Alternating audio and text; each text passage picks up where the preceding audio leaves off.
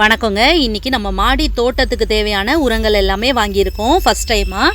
எப்போவுமே பார்த்திங்கன்னா வீட்டில் இருக்க கழிவுகள், காய்கறி கழிவுகளை தான் போடுவோம். இந்த முறை தான் இந்த மாதிரி வாங்கியிருக்கோம். வாங்க இது எல்லாத்தையும் டீட்டெயிலாக சொல்கிறேன். இது கோகோ பீட்டு, இது வந்து 1/2 kg 99 கோன் மீல் 99 ருபீஸு. இது நீம் கேக்கு, இதுவும் 250 கிராமு, இதுவும் 99.